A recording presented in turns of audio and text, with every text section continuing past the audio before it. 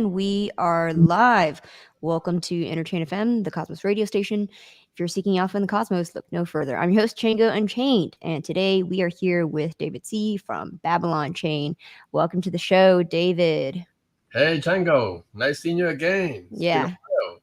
Yeah, so reminder to those who are listening right now, we did do a primer episode with David. I think it was like a year and a half ago. It's been a while. But, if you want a primer about Babylon and to get more of a deep dive, you should do that there. We're strictly focusing on the updates of Babylon since a year and a half ago. You guys are you guys have a public test net, as far as I'm aware, and you're about to hit mainnet, right? This year. Yeah, we just launched our public testnet on Bitcoin staking on February 28th. Yeah. Right. Correct. Yeah, so Babylon pioneered this concept of Bitcoin staking because I think the correct semantic term would be like earning Bitcoin yield, or like locking up your Bitcoin as collateral to earn Bitcoin yield. But in the Babylon context, you're like, you could call it staking, right? Oh, so staking is a very specific term. Okay, so good. Let's start from that word, staking, because many people have different meanings of staking. But for us, staking is the action of providing security to a proof of stake network. Okay, so that's what staking means. Bitcoin staking means using Bitcoin as the collateral, as the asset to provide that security. Right. And so in the Babylon context, what is happening when people, quote unquote, stake Bitcoin? What are they doing? Yeah, so you have your Bitcoin and you don't know what to do with it. So what you do with the Babylon protocol is that you put it in a time lock on the Bitcoin chain, but entirely self-custodial. So you don't give this Bitcoin to some random third party. You lock the Bitcoin, but it's under your own control. But at the same time, we had a trustless protocol using cryptography to make it into a staking asset that can be used to secure a proof of stake chain of your choice. So that is the protocol in a nutshell. Right. So then in this case, let's see, for example, Osmosis wants to inherit Bitcoin security, so to speak. And so its users lock up Bitcoin into like a time lock contract on Bitcoin or something like that.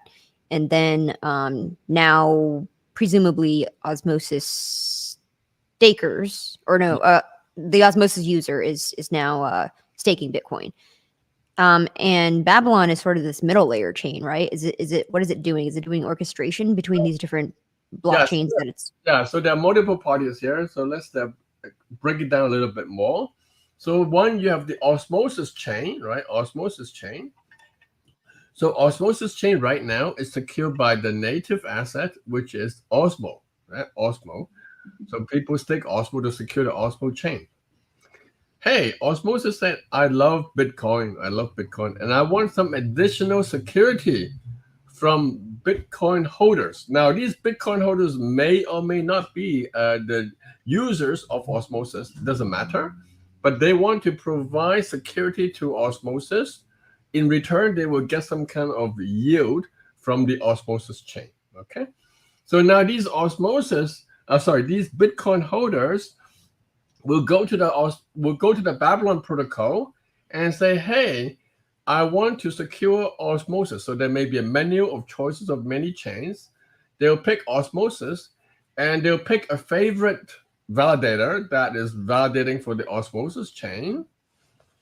And then they'll say, okay, I will stake one Bitcoin to this validator, okay, to secure Osmosis. And this validator will now receive one Bitcoin of stake in addition to whatever native asset that it was receiving already. So now it has two assets that backs up this validator, and this will provide the additional security on the Osmosis chain. Okay, let me break it down further. So there's there's two things involved. One thing is the native Bitcoin on Bitcoin collateral that the user has in self-custody. And now they have pointed that collateral at a specific validator. Let's just say Interchain FM validator, because it's like my own validator. And so they do that. And now does Babylon create a synthetic Bitcoin receipt that then speaks proof of stake for that validator to that represents the user's Bitcoin collateral on Bitcoin? No. How does it work then? There is no minted asset, wrap asset created in the whole process. Okay? So the Bitcoin that is staked is sitting on a so-called time lock on the Bitcoin chain over this duration of Oh, it's a payment channel. Okay. Is like a time lock contract? Sorry? Yeah. So time lock contract is a primitive. Like an HTLC. Then, like a lightning channel? Yes. So lightning channel uses that as a primitive, but this time lock is a very fundamental primitive on the Bitcoin chain. Many different applications Bitcoin application uses this time lock as a primitive. We use it to lock it. Now this Bitcoin is sitting on the Bitcoin chain. Okay. Yeah. Now we don't need to create any mint asset on the osmosis chain. Okay. Now, what we need to guarantee, though, is that to make sure that Interchain FM validator is doing a good job of validating the osmosis chain using those Bitcoin stake, right? Using those Bitcoin stakes. So what we need to guarantee is, provided that the Interchain FM is doing the good job, then this Bitcoin remains safe, and at the end of the staking period, it can be returned to the staker, to the user. Okay.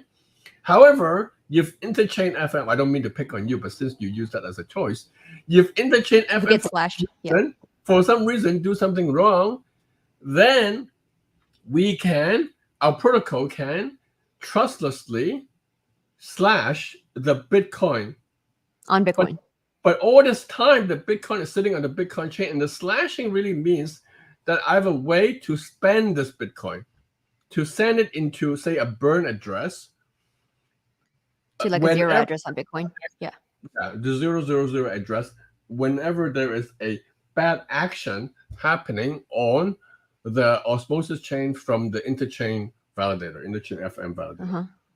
Got it. So that's the protocol, and the magic is really how to do this slashing in a trustless manner without any third party having to go and look at the slashing evidence and then go and slash the Bitcoin. Because remember, the whole protocol is trustless, and so therefore it does not rely on any third party to actually educate and do the slashing. It is done in a completely trustless cryptographic manner. So that is the heart of the protocol. That's interesting. And that's something new that you guys have come up with after our first conversation. Correct. So can you explain how the cryptography enables this? Like what specifically? Yeah.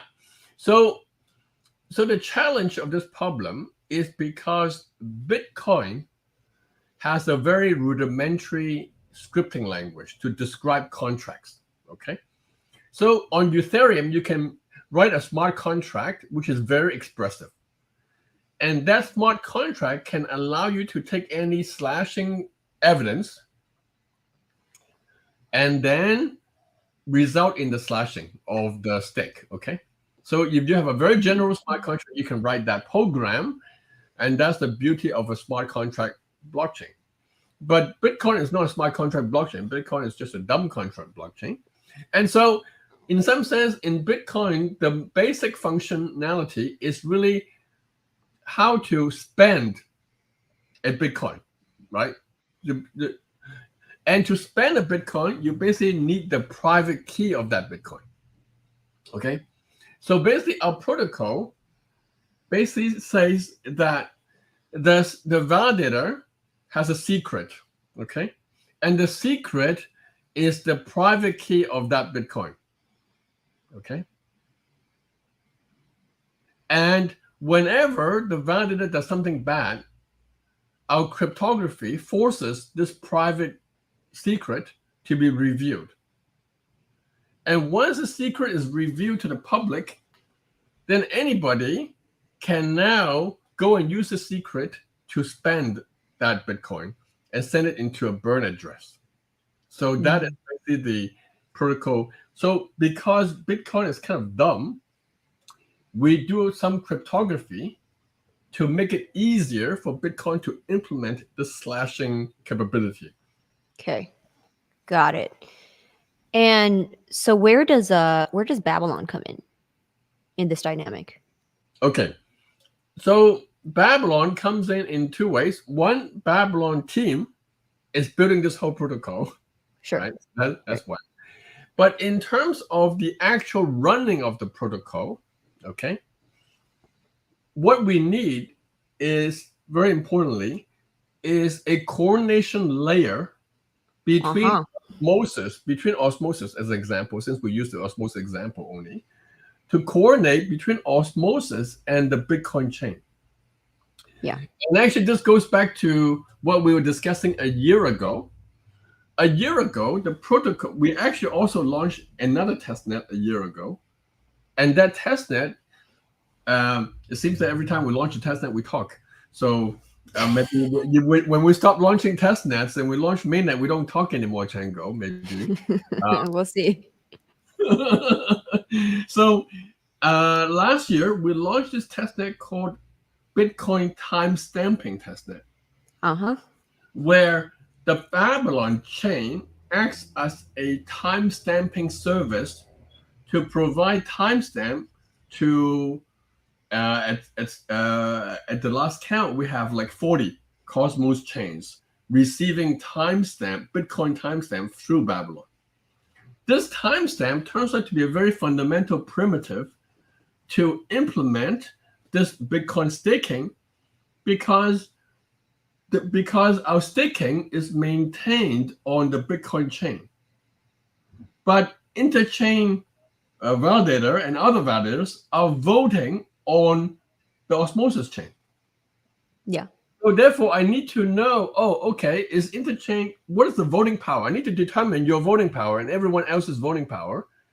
But the stake is on the Bitcoin chain. So I need to know at this time, actually, how much stake is on this particular validator. I see. Got it. Right? I understand now. Recognize the time between these two chains, osmosis and Bitcoin, and this is done through Babylon as a timestamping service. It.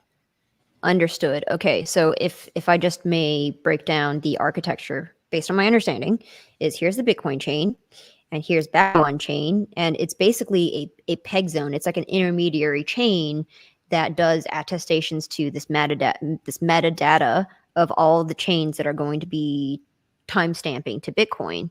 So like it's like a hub of sorts that bridges between Bitcoin and all the different prongs of the like osmosis and cosmos chains that relies on Babylon for this orchestration layer effectively. Yes. Okay, that makes sense. Cool. And so as the user of like a holder of Bitcoin, for example, who wants to earn yield on their Bitcoin, what does the user flow look like? Is it like I take my Bitcoin, I lock it up into this time lock contract, like a payment channel with like the Babylon protocol, and then I could hand select whichever blockchains that I want to. Is restake a good word for that? Like, can I restake my Bitcoin? Right, and it's like basically rehypothecate. Is it rehypothecatable to all these different chains like Osmosis, Injective, Celestia? So that's a very good point. So the primitive that we're building, okay, is staking. And the reason why we call it staking rather than restaking is because Bitcoin as an asset has never been staked before. Because Bitcoin is just sitting on the Bitcoin chain, never staked before. So there's no restaking, it's just staking. So we're giving a new capability to the Bitcoin asset to be on-chain in a decentralized manner, in a trustless manner, right? Yes. Whereas before we have done it through BlockFi and Celsius, and people have really Yeah, can always people do have. that. No, yes, you can always give it to a centralized custodial, and then the custodial can do staking for you on some other chains. Yes, Right. And but you're effectively doing the same thing with buying a BlackRock ETF as well. sorry, what's the question there? No, I was making a statement. I said it's like effectively doing the same thing by giving your keys to like buying a BlackRock Yes, ETF and exactly, exactly, yes. Now, so okay, so therefore, what we're enable is a way for Bitcoin holders to trustlessly provide staking to other chains. Now, once you provide staking to one chain, for example, the Babylon chain, actually the Babylon chain is our first chain. And in fact, on the testnet, the chain that is receiving Bitcoin staking is the Babylon test chain. So Babylon chain plays two roles. One is a first recipient of Bitcoin stake, and two is this timestamping service for other chains. Now, once you stake on Babylon, then you can also stake on other chain like Osmosis. So once you stake on more than one chain, then it becomes a restaking. Okay, so therefore, yeah. restaking can be built on top of the staking. So that is, Right. I think, the way of thinking about the problem. Okay, so if I'm restaking my Bitcoin, so I mean to use eigenlayer terms, if people who are listening understand those that context, it would be like Babylon is the eigenlayer of Bitcoin, and the different chains that's using Babylon's eigenlayer DA are the eigenlayer AVS chains, effectively. And so, Right. So, so not okay. The analogy is not completely correct, but I think it's a good direction. So here's the reason. So, eigenlayer is built on top of Ethereum. yeah. Right. Without Mhm. Ethereum, you cannot build eigenlayer. And the Right. reason is because Ethereum already built proof of stake. In other words, ETH is already a stakeable asset. Okay. Right. Right. Okay. Fair enough. Right. So, and whereas Bitcoin is not. Yeah. First step is we make Bitcoin a stakeable asset. That's the first step, and then Sure. we Sure. so it's like a little bit of a combination of what eigenlayer and Ethereum does. Mm-hmm. Mm-hmm. And actually, I think that it's fair to say that this would be the first iteration towards some kind of like mesh security, if mesh security were the end state of this. But yeah, this is like the first step. So that's interesting. And if I'm so again, just to make this more tangible for listeners, if I'm staking, let's say for example, I'm staking 1 Bitcoin, or some smaller amount, right? Some infinitely divisible amount, and I select 5 different Cosmos chains that I want to earn yield on top of. What am I doing? So am I earning yield in Bitcoin as well, and Babylon tokens, and Injective, Tia, Kuji, Osmo, Atom? If I select all those, am I earning some like pro rata stake yield on them? And how does the Babylon protocol calculate how much I'm supposed to earn based on like X amount of Bitcoin that I'm staking? Yeah. So on our testnet, actually, you can check it out. The interface of the testnet is the OKX wallet. So OKX wallet maintains 2 accounts, one on Bitcoin and one on the Babylon chain, the Babylon test chain. So you can see the reward, which is in terms of the test Babylon token, coming from the second account. Okay. So in fact, we're using, I think, Kepler together with OKX wallet. It's 2 wallet actually, to make a little bit of correction there. So now, how do we calculate? Well, remember we have this timestamping service, so we know how long the stick is inactive, is active. So there's a function of time as well, not just Yeah. amount. Like do you earn more based on how much longer you're staking? Yeah, of course, right? Just like, I mean, in Cosmos chain, right? you actually earn reward block by block, right? Every block you validate, you get certain reward. So this is already proportional to time in some sense, assuming the block time is a block by block is a measured by block time, right? Every a few seconds you have a block. So it's similar in spirit to that. Mm-hmm. All right. Can you explain to me how the the the block provisions are calculated again?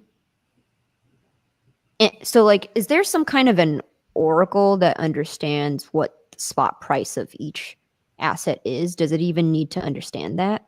Okay. So, so in our protocol, there's no need, to convert between one asset to another asset. You are staking Bitcoin, and you're earning some yield, earning some yield, and that yield is denominated in the native asset, or whatever asset that the economy of that chain wants to give to the staker, So there's no real-time oracle needed. Now, however, the thing is that the amount of reward is kind of given by the governance of the chain,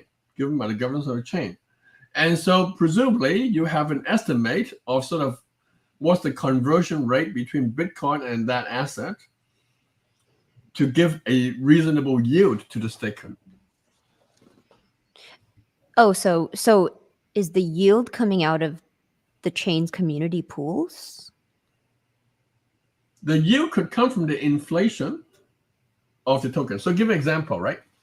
So this is the example is the Babylon chain in the testnet. It is a dual staking system, So it has two assets. It has a native test Babylon token, and then it has a test Bitcoin token. So there are two tokens securing the Babylon chain, test chain. Now, the Babylon token is subjected to the monetary policy of the Babylon governance. The monetary policy would give a certain amount of inflation, Part of that inflation will go to the native asset. Part of that inflation will go to the Bitcoin holders to attract them to stake. So that would be an example of such a system.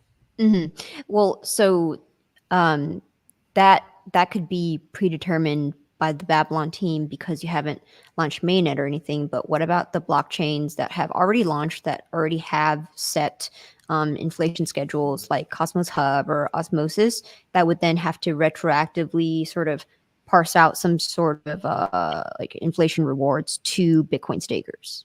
Yeah, in fact, it's not theoretical. Retroactively.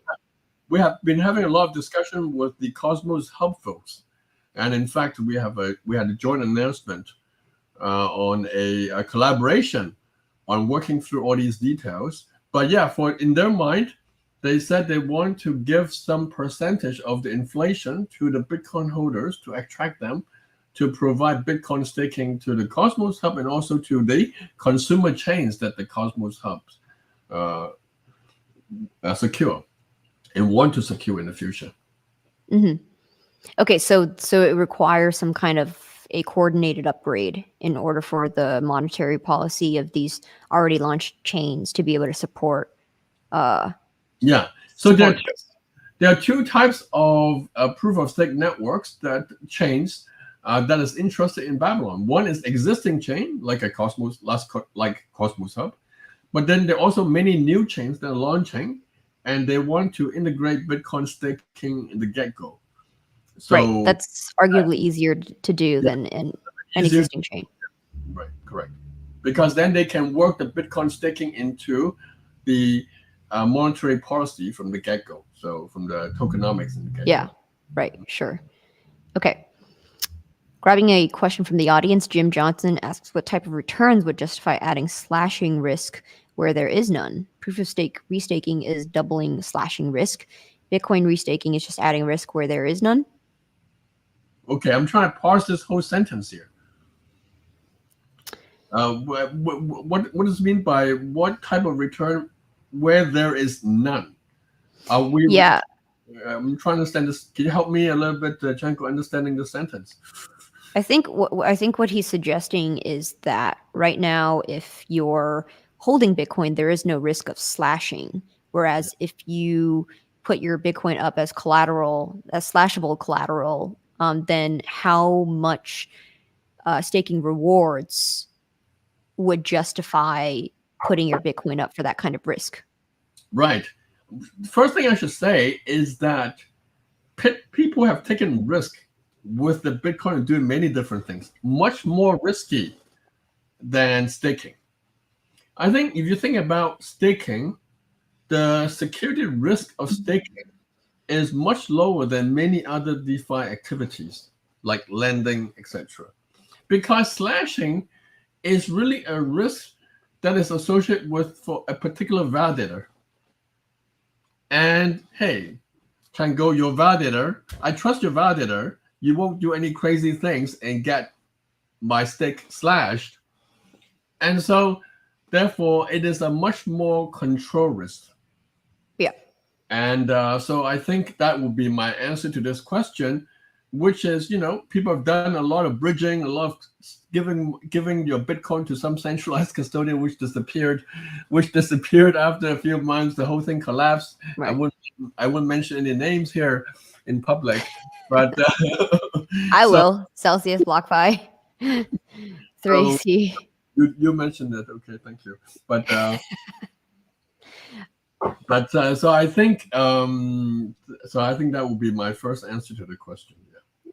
Yeah. Oh, by the way, so Interchain FM, if we become a validator for Babylon Chain, by the way, if you delegate with Interchain FM, we will give 100% slashing return if we get slashed.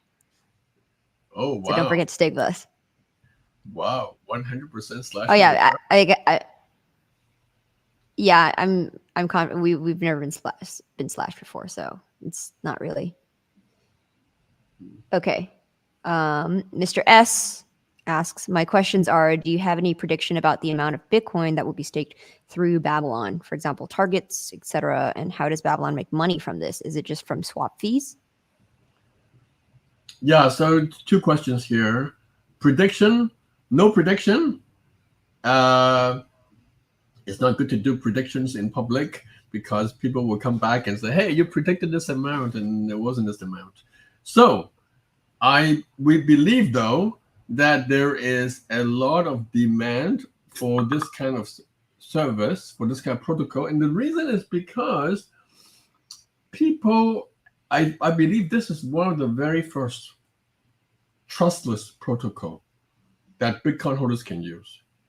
Staking is such a huge market. And what we're doing here is we're connecting the Bitcoin holders and giving them this access to this huge staking market. So I believe there will be demand.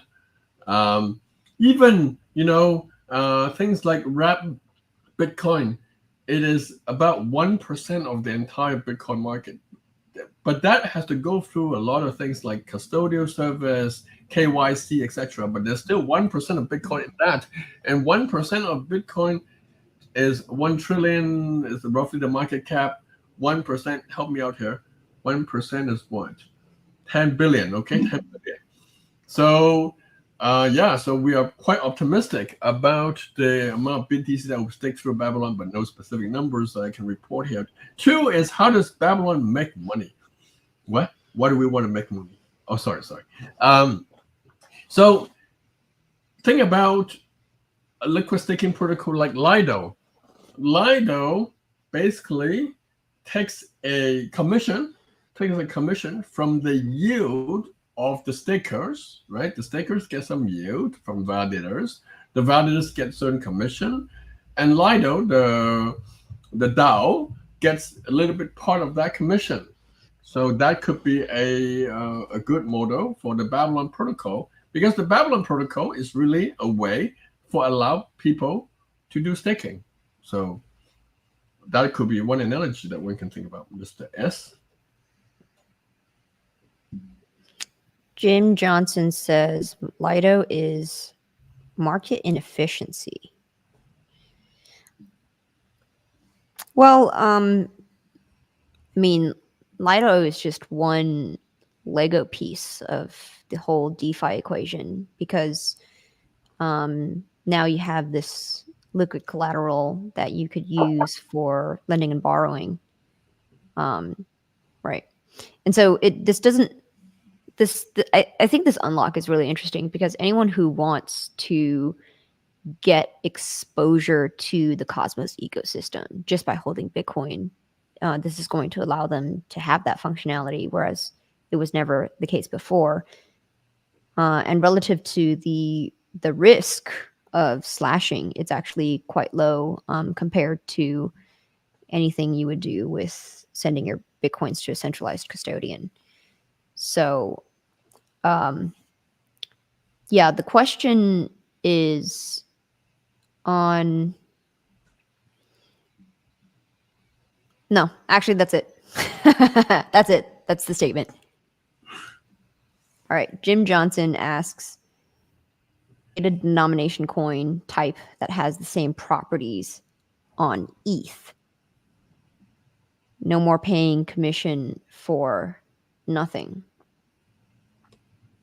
So, I mean, the Lido piece is interesting because, I mean, people put a premium on top of the revenue sharing that it has. And so that's how Lido has become a dominating force in liquid staking. So in general, I think like revenue sharing for liquid staking tokens is credible as a use case. But I'm wondering, David, if that's actually going to be part of the protocol, or are people mostly just going to be staking Babylon in order to do governance? Sorry, I don't know what the question is at this point. Jim has many comments and so forth. Right. Okay. Let's send it in order. Just create a denomination coin type that has the same properties on ETH. No more paying a commission for nothing. You're forced to share. If they could use the base staked coin type.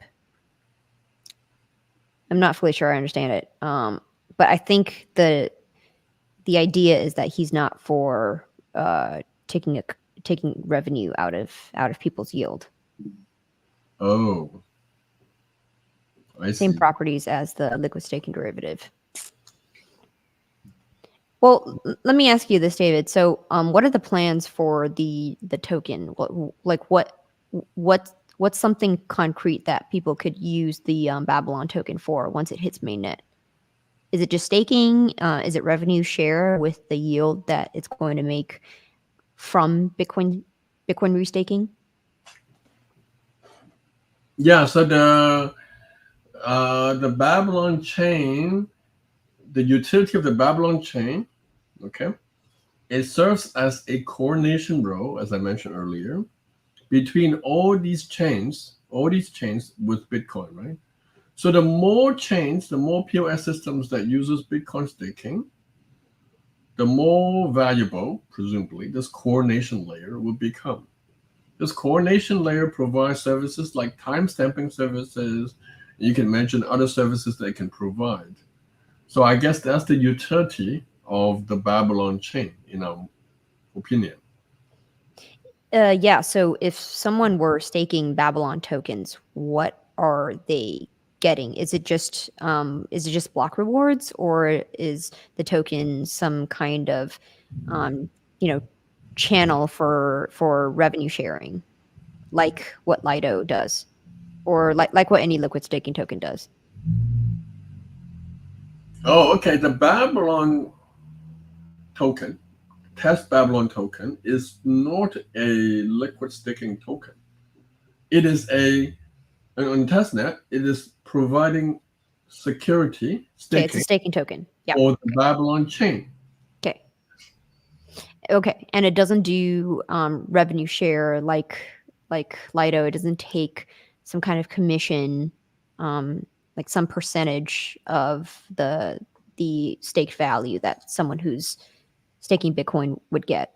So if I'm staking Bitcoin through Babylon, then that means that I'm getting 100% of the block rewards that of the chains that I choose. Mm, Right? I see. So that question is related to the earlier question, right? Which is how the Babylon. It's the same question framed a third different way. How does the Babylon protocol accrue value? And I was suggesting as a possibility, which is to have a fraction of a commission that would go into, say, the Babylon DAO, for example. Now, or back to Bitcoin stakers. I'm sorry. No, Babylon stakers. Sorry, Babylon stakers. But yeah, that part we have not determined yet. We have not determined. Okay, gotcha. All right. So the interesting part, of course, I wonder if you're able to talk about any airdrops that people should be able to anticipate. What are your thoughts? I'm a technologist. I love to focus on the technology. And, the thing is, right, if you think about a protocol, our biggest challenge to build this protocol is to make sure it's secure, fully secure. Because the last thing we want is Bitcoin holders come and stick in the Babylon protocol and lost the Bitcoin. Yeah. Right? Yeah. So we have our whole team right now, after we wrote the testnet, focusing now on the mainnet, is to make sure that the protocol is secure. We are engaging with multiple security auditors. We're spending a lot of time educating the Bitcoin holders community about the security of the protocol. So that is the entire focus right now. So yeah, and that's all I can say, I think. Yes. Okay, fair enough. I mean, yeah, working with Bitcoin is difficult, and I've had I think it's fair to say that I know almost everyone in crypto, and it's also fair to say that I could name maybe 5 people who really understand the Bitcoin protocol at a very deep level. And so what you're doing is it's very hard work. It's not something to be taken for granted.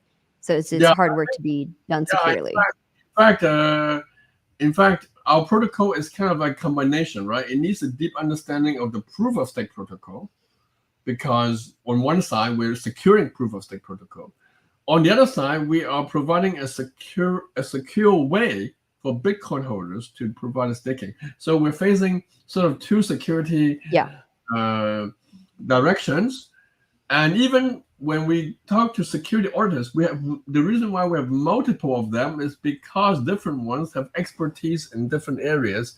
Yeah. And it's extremely hard to find one auditor which is expert in many of these components of the protocol. So we need multiple coverage here. Yeah, absolutely. Mr. S asks, I'm one of the lucky ones who claimed the Babylon Pioneer NFT. Will this be worth holding rather than selling for the current price of around 150? Any alpha? No alpha. From my point of view, the NFT campaign goal is to provide a commemoration of this, I believe, quite important event in the crypto infrastructure development, which is to allow this biggest asset in crypto to provide staking for the proof of stake ecosystem. And so in some sense, it's like a rather milestone event of connecting the two parts of the Web3 ecosystem. In beginning, it's kind of fragmented, right? You have Bitcoin on one side, and then you have all the other proof of stake chain on the other side. And our protocol kind of it's the first crack in joint. So we believe that the testnet is like a first successful illustration of this, and NFTs to commemorate this. So yeah, so that's my view of the NFTs. Fair enough. And that leads me to my other question about ordinals. Inscriptions. So let me ask you a question. What's the size of your audience? is it like 2 people? Because the question seems to come from only 2 people. So I'm now worried that we're 2 of us talking to 2 other people. Right now it looks like we have almost 400 people tuning in live, and there's 2 active people asking the questions. We've got almost 400 lurkers outside of that. Okay, got it. Called out. Okay. So going back to my previous question, we're talking about ordinals, right? So is there because you're doing interesting things with Bitcoin, the native coin on Bitcoin, but what about inscriptions and other types of assets that are hosted there? Is Babylon potentially going to support any of that? So far we are not supporting. We have not supported the owners of BRC20 yet, but we're actively observing the space. That space is very early, I think. For example, I would agree. BRC20 was a standard that was done in half a day. It was written in half a day by the I can't remember his name. Anyway, so is it Redphone Crypto? Yeah, I forgot whether it's a Casey. I think it was him on Redphone Crypto, because it came out of just like a tweet basically. Yeah. And then he worked with someone else who was interested in actually implementing it. But that's kind of why BRC20s are kind of this ephemeral thing. Honestly, I don't think it's going to like have much weight after this bull market is over, including 99.9% of all the meme coins. Like the fact that we're in a bubble right now makes everything pump, but outside of that, there's actually nothing like supporting it. Also, there's nothing that prevents the Bitcoin miners from actually propagating that metadata, and so it could just be like it's just gone. So there's that. It's hard to burst anyone's bubble. Yeah. So, but I mean, there's an evolution though, right? There's a better version of BRC20 coming up, better standards coming up. Oh, like runes? You talking about? Yeah, Rune is coming up in the halving, I think. Yeah. So we'll see what happens. So we are in an observation mode. And what would you do if it really takes off and there's something actually more substantial to it that you observe? So you can imagine we could potentially provide staking for these assets as well. So these assets are on the Bitcoin chain, so that is a possibility. If some chain wants to launch, in fact, this idea was suggested by Sunny.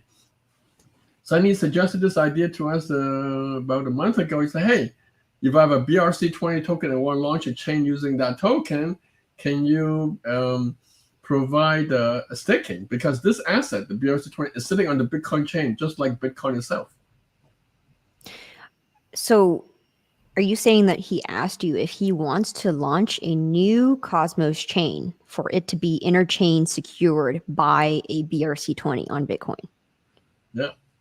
Wow. And your answer was that's possible? We did some investigation. It is, it is possible. It is possible. That's I should say a back of the envelope analysis suggested it is possible. Yes. As I mentioned, because these standards are kind of evolving very quickly, so we decided to sort of observe a little bit more, see what happens when Rune comes out, and so BRC20 is rather rudimentary. Rune, I think, is the better standard, so we'll see what happens. But yeah, interesting. Man, it's just turtles all the way down. Okay, great. That's fascinating, by the way. I would love to see a future where that happens. Also, it makes the Bitcoin chain infinitely have more utility than it ever has. By the way, it could be applied to Cosmos Hub too, so we should probably explore that as well. Sure. Okay, great.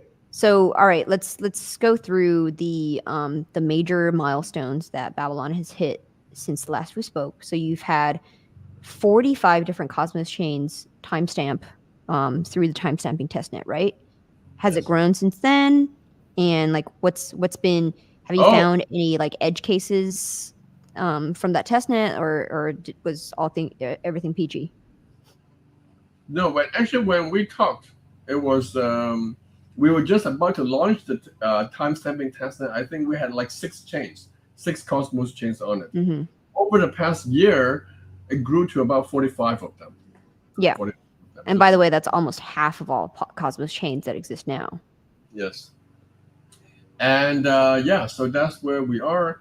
No, the timestamping protocol has been working very well. It leverages off IBC, and because IBC is a pretty mature and good technology, so I'm glad to report that the timestamping protocol has stood up pretty well. Excellent. Congratulations. Okay, so we've talked about Bitcoin staking and the partnership with the Cosmos Hub. Is there anything else that people who use the Cosmos Hub should anticipate based on this partnership, or should validators anticipate something?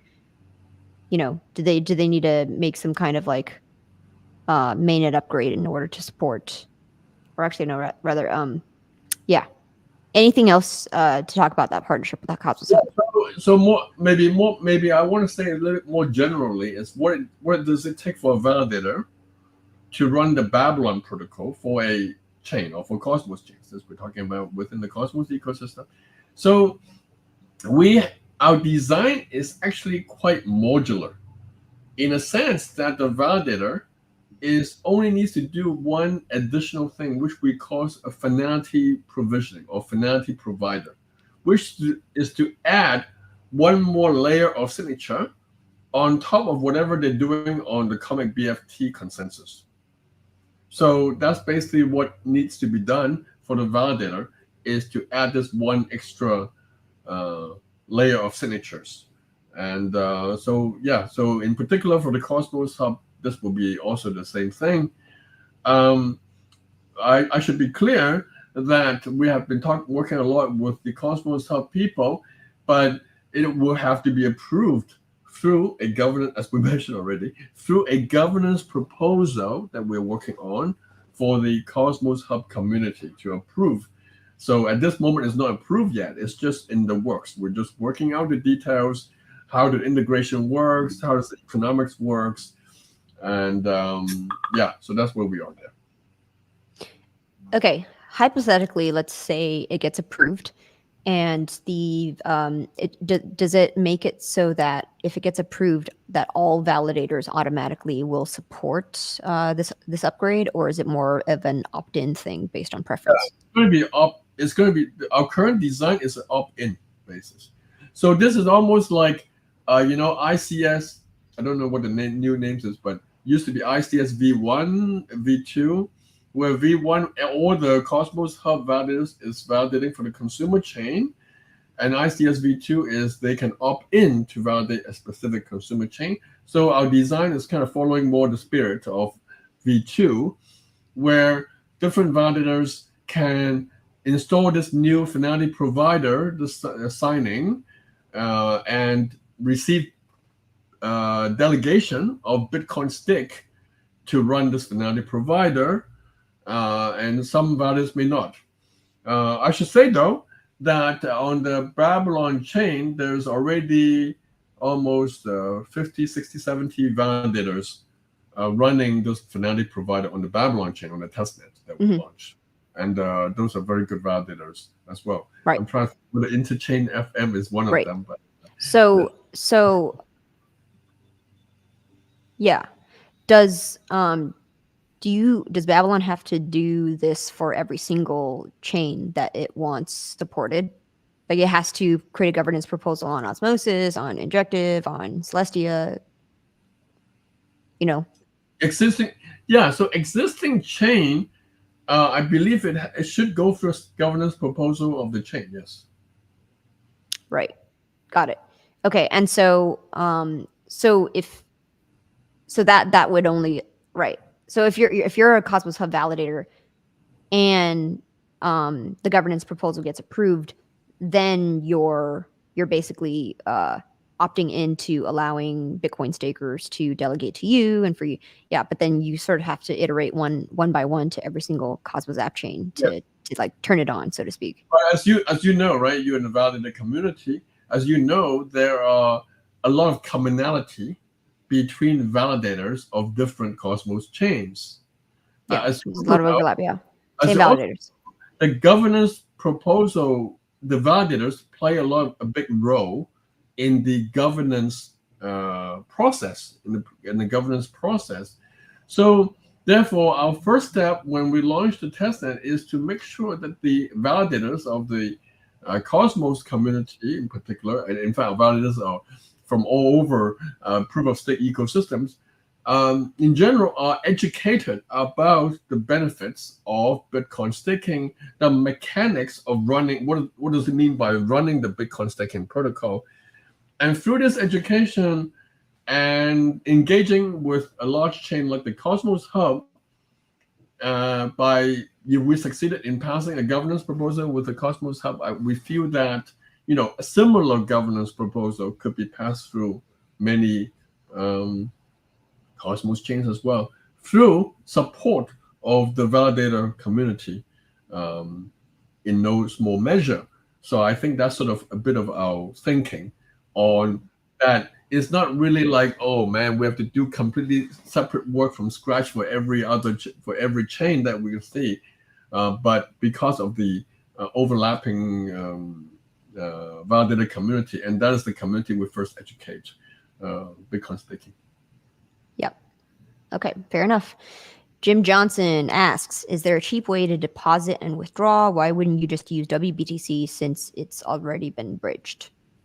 Yeah, so thanks a lot, Jim, for asking this question, because this gives me an opportunity to reiterate that our protocol, unlike WrapBTC, does not involve bridging.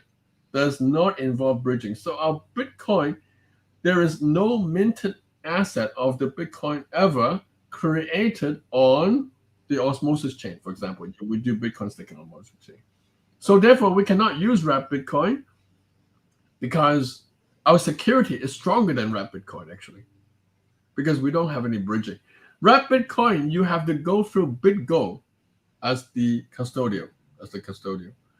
There's no correspondence in our protocol. There's no equivalence of BitGo or any centralized custodian in our protocol. So it's a very different type of protocol.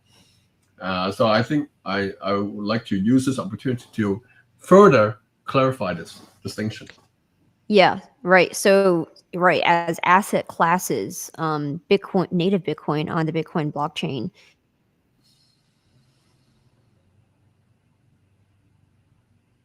then like WBTC, because I'm just like reframing exactly what you said, David, which is like WBTC relies on the multi-sig process that BitGo specifically has.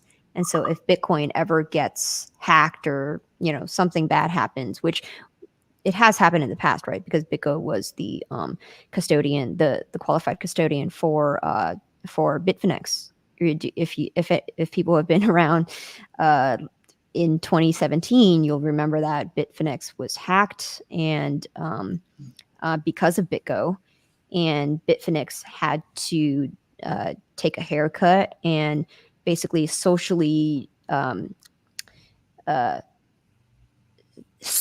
share in the losses across all of its users on the Bitfinex exchange.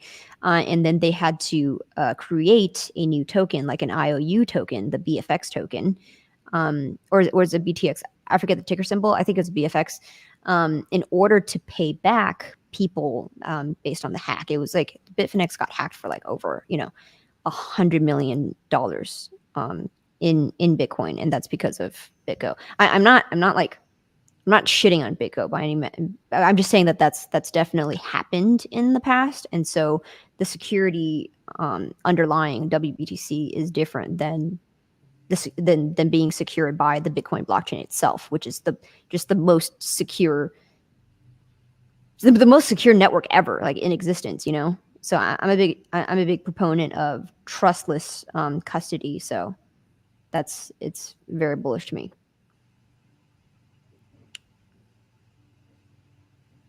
He also asked, Jim Johnson also asked, you keep track of it. It's a tokenless representation.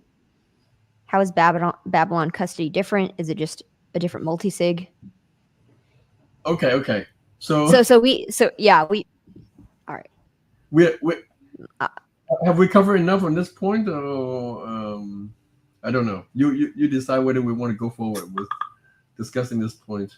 There's no Babylon custody. We do not receive anybody's Bitcoin.